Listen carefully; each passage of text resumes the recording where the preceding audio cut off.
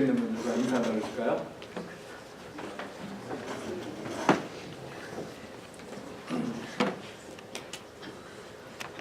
오늘 새벽에 폭풍이 많이 불었죠.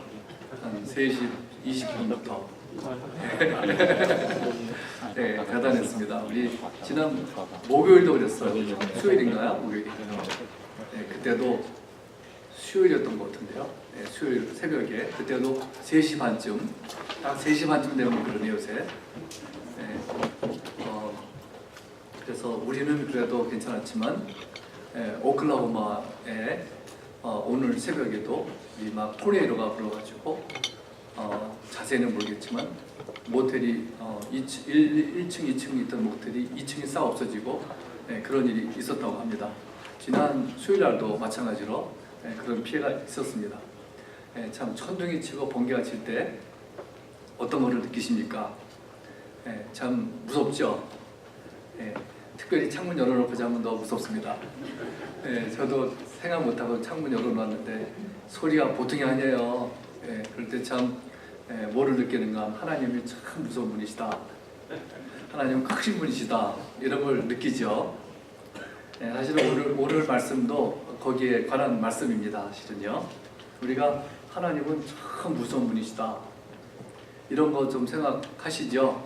근데 무서워하는 것도 좋은 무서워하는 것이 있는가 하면 안 좋은 것이 있습니다.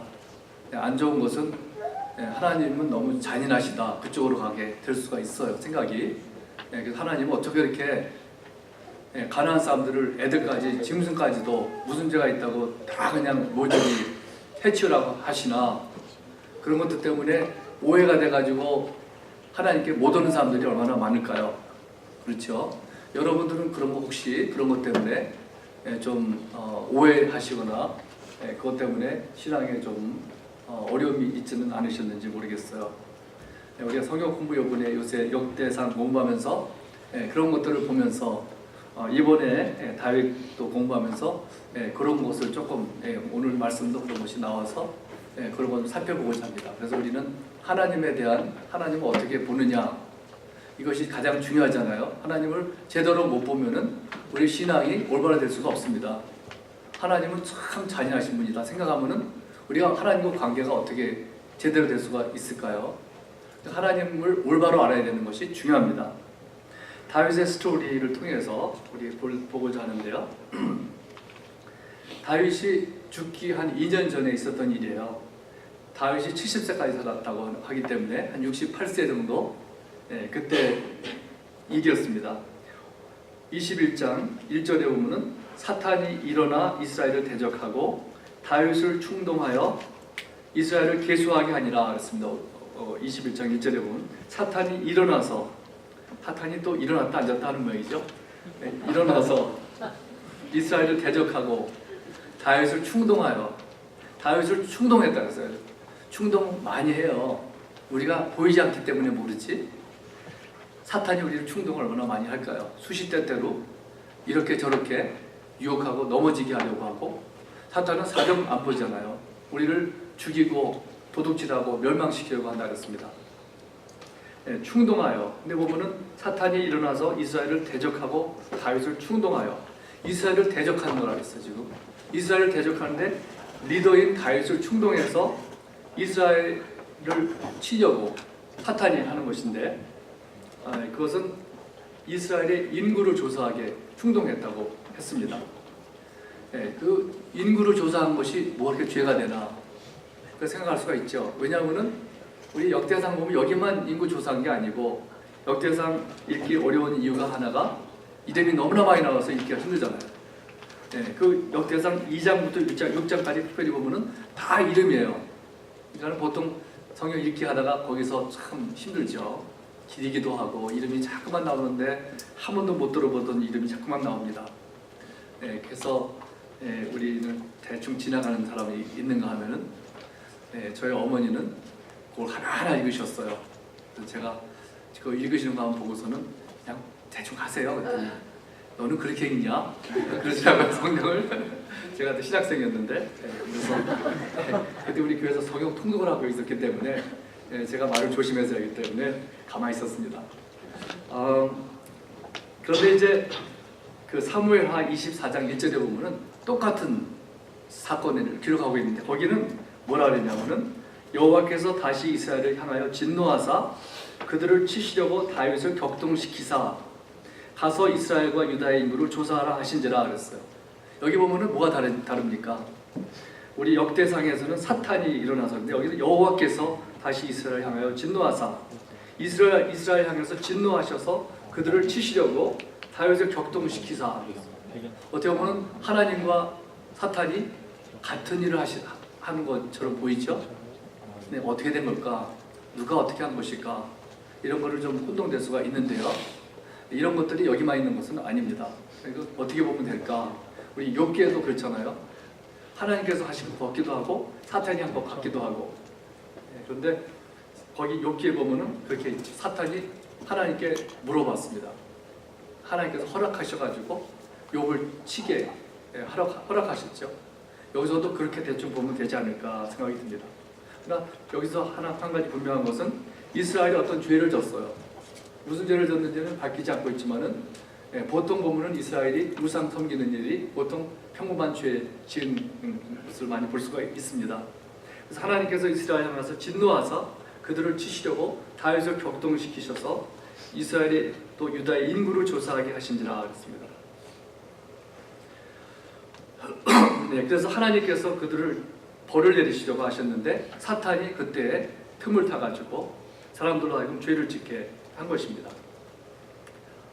그래서 다윗이 격동이 되어가지고 그의 군대 장관인 요압에게 명령을 내려가지고 온 이스라엘과 유다에 가서 인구를 조사하라. 특별히 군인들 숫자를 세보라고 했습니다. 근데 그것이 하나님 보시기에 좋지 않았던 거예요. 그 인구 조사라고 다 나쁜 게 아닙니다만 그 어떤 마음을 가지고 했느냐, 어떤 동기를 가지고 했느냐가 중요하죠. 그 요압은 알았어요. 무엇인지 우리는 정확히 잘 알 수 없을지 모르지만 요압은 너무 잘 알아가지고 왕 그렇게 하지 마시라고. 그 군인들 이게 튼튼한 거 많이 있는 거 다 아는데 더 많기를 원합니다. 하지 말아 주세요 했는데 왕이 하라고 푸시해가지고 이제 할 수 없이 명령한 대로 인구를 다 조사했습니다. 그래서 21장 7절에 보면은 그 다윗이 그렇게 한 것을 악하게 여기셔서 하나님께서 이스라엘을 치셨다고 했고, 그래서 그때 다윗은 하나님 앞에서 회개했습니다. 내가 이 일을 행함으로 큰 죄를 범하였습니다. 이제 간구하오나니 주의 종의 죄를 용서하옵소서. 내가 심히 미련하게 행하였나이다. 다윗이 회개하면서 용서해달라고 그랬습니다. 그때 하나님께서는 선지자 갓을 통해서 다윗에게 세 가지 중에 하나를 택하라 그랬습니다. 세 가지 벌을 주려고 하는데 이스라엘에 세 가지 중에 택하라고. 첫 번째는 무엇이냐면 첫 번째 초이스는 3년 동안의 기근이 있을 것이다. 3년 동안 기근, 3년이면 긴 세월이죠. 두 번째 초이스는 석 달 동안 적군에게 패하여 적군의 칼에 쫓기든지 석 달 동안. 세 번째는 가장 짧은 기간인 3일 동안 전염병이 여호와의 칼이 곧 전염병이 사흘 동안 그 땅에 오게 할 것이다. 어떤 것을 택하겠느냐 이렇게 초이스를 주셨죠. 자, 그런 걸 보면서 무엇을 또 우리 느끼냐면은 우리 하나님께서는 우리에게 초이스를 주신다. 다윗에게 한 사람에게 참 엄청난 초이스죠. 다윗에게 그 나라에 어떤 벌이 임할 것인지 다윗에게 초이스를 하나님께서 주셔요. 보통 무거운 짐이 아니겠죠. 그래서 다윗이 굉장히 힘들어하잖아요. 자, 그런 거 보면서 우리는 하나님께서 우리에게 사람에게 초이스를 많이 주신다 하는 것을 알 수가 있습니다. 어떤 사람은 결혼 생활에서 힘들 때 뭐라 그러냐면 카운셀러한테 하나님께서 내가 지금 결혼한 사람은 원래 하나님의 뜻이 아닌 것 같습니다. 이혼하는 게 어떻겠습니까? 물어봅니다. 하나님의 뜻이 이렇게 딱 한 사람만 그 사람하고 결혼 안 하면 다 하나님 결혼이 의미가 없는 게 아니잖아요. 하나님께서는 믿는 사람 가운데 결혼하라고 말씀하셨고 그러나 거기서 초이스를 우리에게 주셔요. 너무나 꽉 이렇게 요 사람하고만 하는 거 그런 이상적인 사람이 있겠지만은 초이스를 주십니다. 그렇게 너무 걱정 안 해도 돼요. 초등학 처녀들 그저 이렇게 좋아하는 사람 믿음 안에서 결혼하면 되지 않을까 생각이 듭니다. 근데 세 가지 초이스에서 여러분 같았으면 어떤 걸 했을까요? 아마 우리 성경 공부, 구역장 성경 공부 때 우리 얘기 나눴는데 거의 다가 모두가 세 번째 택했을 것이다. 저도 여러분도 그러실 거예요. 아마 이 셋 중에서 세 번째가 제일 짧고 하나님께서 내리시는 거니까 제일 좋아 보이죠? 예, 거리 좋은 건 없겠지만, 예, 그래서 다윗이 무엇을 택했겠습니까? 세 번째 택하면서 사람에게서 내가 당하는 것보다 긍휼이 많으신 하나님께로부터 당하겠습니다. 예, 그래가지고 힘들지만은 세 번째를 택하겠습니다. 그렇게 대답했습니다. 그래서 하나님께서는 3일 동안 전염병을, 무서운 전염병을 내리셨어요. 무슨 전염병인지는 모르지만 어떤 사람들은 하나님은 사람에게 병을 주시지 않는다 그렇게 하지만 이런 것들이 여기만 있는 게 아니에요. 하나님께서는 병을 주시는 하나님이십니다. 하나님이 좋으시지 않아서가 아니라 병을 여기 주셨다 그랬는데 어떻게 해석해 그걸? 하나님께서 병을 내리셨다 그랬잖아요. 네, 그래서 21장 14절에 보니까 여호와께서 이스라엘 백성에게 전염병을 내리심에 이스라엘 백성 중에서 죽은 자가 7만 명이었더라 그랬어요. 하나님께서 이스라엘 백성에게 전염병을 내리셨다고 했고 7만 명이라는 숫자는 적은 숫자가 아니죠. 7만 명이라는 숫자가 다 죽고, 물론 정확하게 7만 명은 아니고 대충 7만 명이었겠죠. 네, 남자건 여자건 애들이건 많이 죽었습니다. 근데 하나님께서 어떻게 그렇게 많은 사람들을 죽이실까? 이런 것들을 사람들이 참 문제 삼는 경우가 많이 있죠. 하나님은 참 우리 사람의 목숨을 파리처럼 여기시는가? 그런데 하나님의 마음은 그렇게 미워서가 아니라 사랑하지 않으셔가 아니었습니다. 마음이 아프신 것을 볼 수가 있습니다. 그 말씀을 읽어보다 보면은 재앙을 내린 천사에게 말씀하시기를 7만 명이 죽었을 때 족하다. 이제는 내 손을 거두라. 이렇게 말씀하시죠. 그리고 재앙을 내렸던 여호와의 천사가 있었는데 그 천사는 환상에서만 나타나는 것이 아니라 실제로 천사가 땅에 내려왔어요. 그러니까 그래서 이 사람들이 무서워했습니다. 오르난과 그 아들들 4명의 아들들이 무서워가지고 숨었다 그랬습니다. 네, 근데 거기서 재앙을 내렸던 여호와의 천사가 여부스 사람 오르난의 타작 마당 곁에 서 있었다고 했습니다. 그것이 의미가 많은 것입니다. 오르난의 타작 마당에 서 있었어요. 왜 거기서 서 있었을까? 왜 거기를 택했을까? 거기서 보면 일단 여호와의 천사는 칼을 빼어가지고 손에 있는 팔을 손에다 들고서는 예루살렘 하늘 향해서 편지라 그랬어요. 칼을 갖다가 예루살렘 하늘 향해서 편지라. 이것은 무엇입니까? 그쪽을 향해서 전염병을 내리겠다는 거죠. 그러고자 했을 때 하나님께서 멈추라고 족하다고 말씀하셨죠. 네, 우리 오르난의 타작 마당이 무슨 의미가 있을까요? 거기가 어떤 의미가, 거기가 어디였습니까? 역대하 3장 1절에 보면은 그곳은 바로 예루살렘 모리아산이라고 그랬어요. 모리아산은 바로 아브라함이 그 아들 이삭을 바치고자 했었던 곳입니다. 여러분들이 잘 아시는 대로 아브라함이 그 하나밖에 없는 아들을 묶어놓고서는 죽이려고 하나님께서 명령하신 대로 죽이려고 칼을 뺐을 때 하늘에서 소리가 나기를 아브라함아 아브라함아 내가 여기 있습니다. 그 아이에게 내 손을 대지 말라. 내가 내 아들 내 독자까지도 내게 아끼지 아니하였으니 내가 이제야 내가 하나님을 경외하는 줄을 아노라. 말씀하시면서 막으시죠. 거기서 보면은 내 독자까지도, 이것은 무엇을 바라보게 하죠.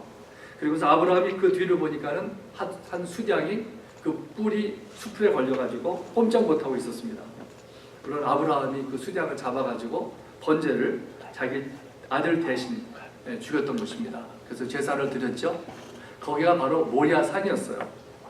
근데 오늘 이 말씀을 보면서 제가 가만히 보니까는 시간표를 보니까 아브라함은 대충 예수님 오시기 한 2000년 전에 하나밖에 없는 아들을 거기다가 바치고자 했습니다. 그때 아들을 죽이려고 했는데 수장을 하나님께서 보내주셨습니다. 그 후 천년 후인 바로 오늘 말씀에서는 그곳이 오르난 타작 마당이었습니다. 같은 장소였습니다. 그런데 여호와의 천사가 거기서 서 있으면서 거기다가 성전을 짓게 하세요. 그래서 그곳이 바로 솔로몬의 성전이 되는 것을 볼 수가 있습니다. 그것이 무슨 의미일까요? 또 그 후에 1000년 후에 바로 예수님께서 오셔서 거기서 갈보리 언덕에서 골고다 산에서 거기서 십자가에서 돌아가신 곳이 바로 또 그곳입니다. 그는 아브라함 때에 이삭 대신에 수장을 보내주셨고, 다윗 때에는 그 전염병으로 죽는 사람들을 위해서 그 제사를 드리라고 말씀하셨고, 거기도 수장과 짐승들을 드렸겠죠. 그 다음에 그 후 1000년 후에는 우리 대신 아들을 죽이시는 십자가의 그 언덕이었던 것입니다. 그래서 오늘 말씀 또 계속 보면은 다윗과 장로들이 그 천사를 보았을 때 어떻게 했을까요? 얼굴을 땅에 대고 엎드렸습니다. 우리 같았어도 그랬겠죠. 지금 칼을 들고 이렇게 하는데 가서 엎드려야죠. 좀 제발 좀 걷어달라고. 다윗은 하나님께 간구합니다. 하나님, 백성의 인구를 세라고 한 사람은 이 백성이 아니라 저였습니다. 저 백성은 양떼에 불과합니다. 청하건대 나의 하나님 여호와여, 주의 손으로 나와 내 아버지의 집을 치시고 주의 백성에게 재앙을 내리지 마옵소서. 다윗의 생각으로 내가 지금 택해가지고 충동이 돼가지고 한 건데 백성들이 이렇게 많이 죽으면 마음이 너무나 아팠던 거죠. 사실은 다윗의 잘못만은 아니었는데 이스라엘 백성이 죄를 졌었습니다. 그래서 우리를 쳐주십시오. 이 백성을 놔두시고, 그때 하나님께서 뭐라 그러십니까? 여호와의 사자가 다윗에게 하는 말이, 여부스 사람 오르난의 타작 마당에서 여호와를 위하여 제단을 쌓으라, 이렇게 말씀합니다. 너희들 죽여줄게. 이것이 아니라 여부스 사람 오르난의 타작 마당에서 여호와를 위하여 제단을 쌓으라 하는 말이에요. 그게 무슨 말일까요? 그것은 너를 죽이지 않고 너의 식구들도 죽이지 않고 짐승들을 대신 죽이겠다. 그 죄값을 짐승들을 죽여서 하겠다고 한 말씀이나 마찬가지죠. 다윗이 그래서 예수님 오시기 1000년 전에 다윗에게 이스라엘 백성의 죄로 인하여 전염병으로 7만 명이 죽었고 또 더 죽었어야 됐겠지만 여호와의 사자가 다윗에게 번제를 드리라고, 수장을 드리라고, 그래서 다윗과 이스라엘 백성을 대신해서 죽게 했던 것입니다. 그리고 다윗은 그때부터 오르날의 타작마당에 하나님의 성전의 자리로 정하였던 곳이에요. 하나님의 성전이라고 했던 것은 22장 1절에 보면 이렇게 나와요. 다윗이 끝에 가서 다윗이 이르되 이는 여호와 하나님의 성전이요 이는 이스라엘의 번제단이라 하였더라. 하나님의 성전이라 했어요. 하나님의 성전은 어떤 곳입니까? 하나님의 성전은 하나님을 만나는 장소예요. 이스라엘 사람들이 하나님을 어디서 만났냐면 성막에서나 하나님의 성전에서 만났습니다. 다른 데서 만날 생각을 못했어요. 왜 그런지 아세요? 우리는 죄인이기 때문에 하나님 거룩하신 하나님 앞에 갈 수가 없기 때문에 성전에 가서 짐승을 들여서, 그래서 죄값을 치르게 한 다음에, 그것은 사실은 짐승이 진짜 치른 건 아니죠. 그 그림자였고 예수님 2000년 후에 오실 예수님을 바라보고 짐승을 다 드렸던 것입니다. 그래서 이 사건에서 무엇을 볼 수가 있습니까? 첫째로 죄가 있다는 것을, 죄는 존재하고 있다는 것을 알 수가 있습니다. 사람들은 죄를 이렇게 가볍게 다루려고 하는 경향이 있습니다. 또 죄를 무시하려고 하는 경향이 있고 또 합리화하려고 하는 경우가 많이 있습니다. 심리학자들은 사람들의 죄를 여러 가지 방법으로 합리화하려고 합니다. 그렇죠? 어떻게 합니까? 심리학자들이 이 사람은 무슨 병이 있다고, 어떤 뭐가 잘못된 것이 있기 때문에 그럴 수밖에 없지 않느냐, 이해가 되지 않느냐, 이 사람은 어렸을 때 아버지와 관계가 참 안 좋았기 때문에 어비스를 당했기 때문에 이렇게 행동할 수밖에 없는 거 왜 모르느냐. 심리학자들은 하는 것이 다 이해하는 거예요. 이해하고 충분히 봐주고 더 하나님보다 더 마음이 넓은 것 같죠? 우리도 그럴 때가 있지 않아요? 우리도 하나님보다 내가 더 마음이 후한 것처럼 생각이 들 때가 있어요. 우사라는 사람 우리 얘기 많이 하죠. 어떻게 우리 얼마 전에 또 얘기한 말씀이지만 우사가 하나님의 법궤를 넘어지지 않도록 하기 위해서 붙잡았는데 그게 무슨 큰 죄가 졌다고 즉시로 죽이시나, 그런 얘기도 많이 합니다.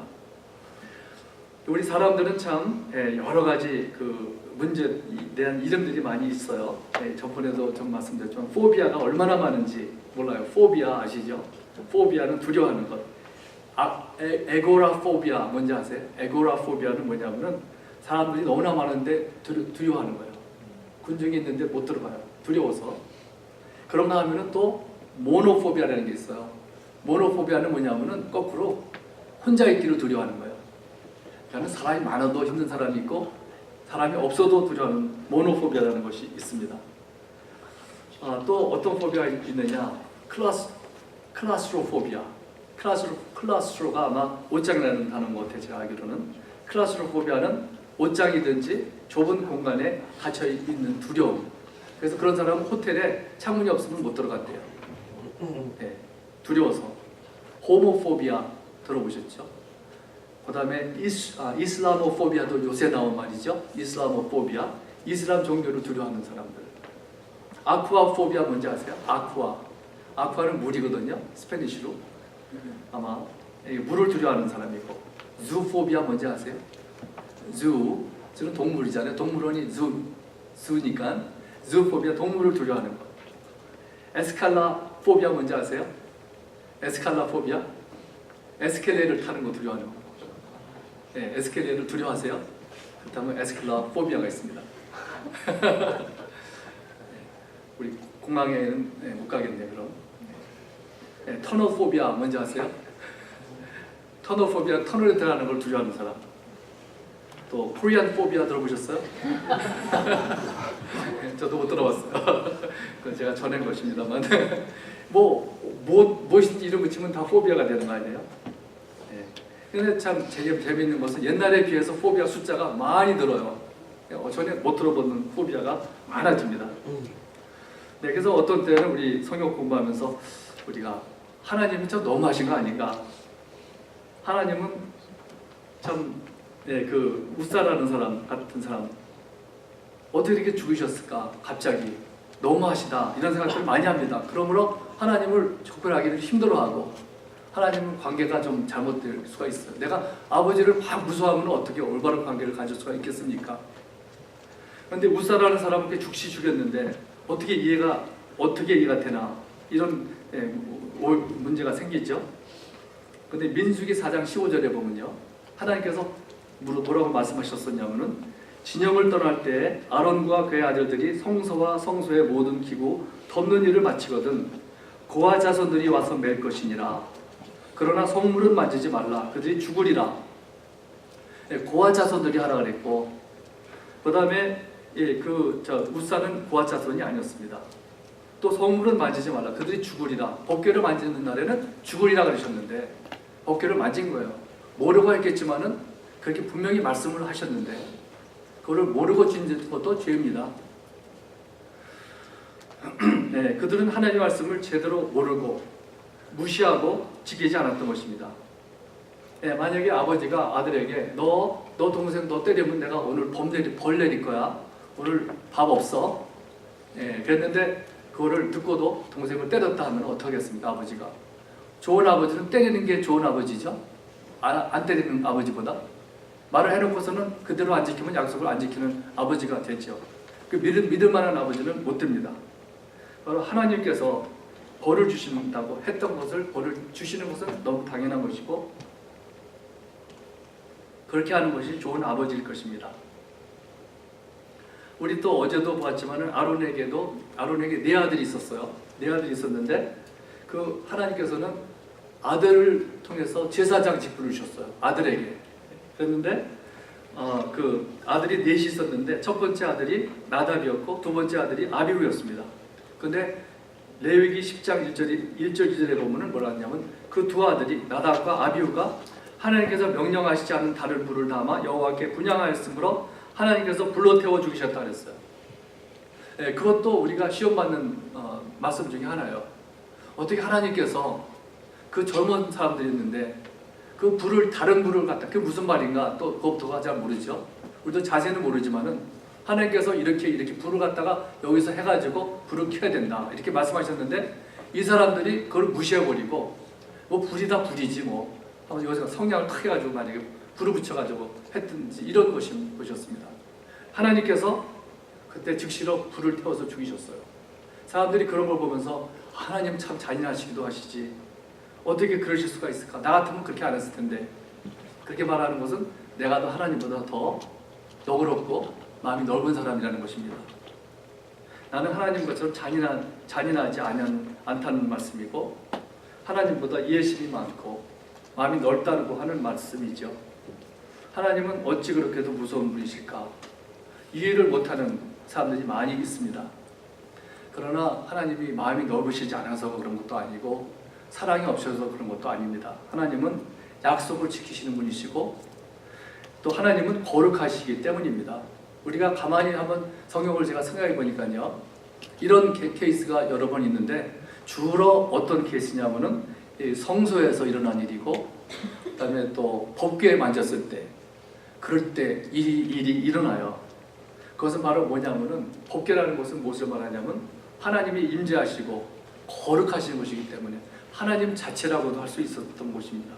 그런데 그 거룩하신 하나님께 죄인된 사람이 접근 함부로 했을 때 하나님께서 그냥 놔두실 수가 없었던 것입니다. 누가 하는 말이, 우사가 그 법궤를 흔들리는 것을 놔두면 어떻게 됐을까? 땅에 떨어졌을지라도 그것은 그래도 괜찮은 것이다. 그게 나았을 것이다. 왜 그러냐면 땅에는 죄가 없지만 사람은 죄인이기 때문에 죄를 용납하실 수 없었다는 것이죠. 예, 그래서 그때도 법궤를 함부로 만졌을 때 즉사했습니다. 또 나답과 아비후도 하나님의 거룩한 성소에서 다른 불을 켰을 때 불에 타 죽었습니다. 또 어저께도 잠깐 보았지만은 우시아라는 왕이 있었어요. 우시아는 이름이 우사하고 비슷해서 혼동될 수 있지만 비슷한 면이 있죠. 이름도 비슷하고 죽진 않았지만 하여튼 성전에서 우시아 왕은 사실은 좋은 왕이었다 그랬어요. 그런데 역대하 26장 16절에 보면은, 거기 보면 그가 강성해졌을 때 그의 마음이 교만해져서 여호와의 성전에 들어가서 향단에 분향하였을 때 하나님께서 그를 치셔서 문둥병을 이마에 주셨다 그랬습니다. 그때부터 왕의 자리에서 내려가게 되었어요. 거기도 보면은 교만해져서 하나님의 그 질서를 무너뜨리고, 내가 왕인데 누가 함부로 나한테 하라 못하라 할 수 있느냐, 제사장이만 하는 거냐. 그래서 함부로 했을 때 하나님께서 그렇게 즉시로 문둥병을 내리셨던 것입니다. 그것도 보면은 성소에서 일어난 일이잖아요. 하나님의 성소에서 있었던 것을 볼 수가 있습니다. 네, 그래서 이스라엘 사람들은 그것을 알았습니다. 그래서 사람은 누구든지 하나님을 보면 죽는다는 것을 성경에서 여기저기 말씀하고 있어요. 예를 들면은 창세기 32장 30절에 보면은 야곱이 하나님의 천사와 밤새도록 싸운 것이 있죠. 야곱강에서. 근데 거기서 보면은 그 다음 날에 야곱이 뭐라 그러냐면은, 그러므로 야곱이 그곳 이름을 브니엘이라 하였으니 그가 이르기를 내가 하나님과 대면하여 보았으나 내 생명이 보존되었다 함이더라. 거기 하나님을 대면해서 보았으나, 하나님을 보면 죽는 것이라는 것을 보통 아는데, 내가 하나님을 대면해서 봤지만은 내 생명이 살았다. 그래서 그것을 이름을 브니엘이라고 이름을 줬다 그랬어요. 브니엘이라는 것은 의미가 뭐냐면은 하나님의 얼굴이라는 거예요. 하나님의 얼굴을 보고 내가 살았다. 그래서 그것을 브니엘이라고 줬습니다. 네, 그래서 출애굽기 33장 2절에 보면은 하나님께서 말씀하시기를, 또 이르시되 내가 내 얼굴을 보지 못하리니 나를 보고 살 자가 없음이니라. 하나님께서 내 얼굴을 보고 살 자가 없음이니라. 우리 사람은 죄인이기 때문에 하나님, 거룩하신 하나님을 얼굴을 보고 다 죽는 거예요. 하나님께 우리가 그대로 나갈 수가 없습니다. 바로 그게 그 의미죠. 출애굽기 20장에도 보면은 하나님께서 모세를 통해서 그 산에서 하나님께서 임재하시면서 그 법궤 율법을 줍니다. 근데 하나님께서 거기에 사람들한테 가까이 오지 말라 그래요. 하나님께 가까이 오는 게 좋은 거 아니에요? 가까이 오지 말라고 하십니다. 왜 그럴까요? 그들이 싫어서가 아니에요. 그들이 오면 죽기 때문에. 그래서 출애굽기 20장 21절에 보면은 하나님께서 모세에게 이렇게 말씀하십니다. 여호와께서 모세에게 이르시되 내려가서 백성을 경고하라. 백성이 밀고 들어와 나 여호와에게로 와서 보려고 하다가 많이 죽을까 하노라. 그때 접근하는 것을 금하셨습니다. 왜 그런가 하면은 그들이 싫어서가 아니라, 그들이 거룩하지 않은 사람이 거룩한 하나님께 접근을 함부로 할 때 죽게 될 것을 아셨기 때문에. 만약에 수만 명이 접근하면 다 죽었을 거예요 아마. 네, 왜 하나님께 접근하면 죽을까요? 바로 하나님은 거룩하시기 때문에.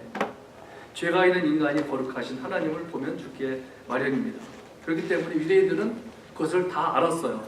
그래서 그렇기 때문에 유대인들이 하나님을 만나는 장소는 다른 데가 아니라 성소였던 것입니다. 성소에만 제물을 가지고 드려서 그 짐승이 나 대신 죽임을 당했을 때, 피를 흘렸을 때 내가 하나님을 만날 수 있던 것이었습니다. 다윗도 이스라엘 백성도 모두 죄를 지었습니다. 네, 그런 거 보면 참 사람이 아까 우리 찬양할 때 거룩 거룩 거룩 우리 찬양했죠. 거룩 거룩 거룩 주복에 하소서.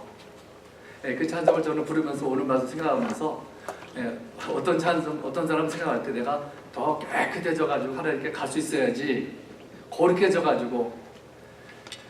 그 성경에서 그렇게 한 사람이 누가 있습니까? 아무도 없죠.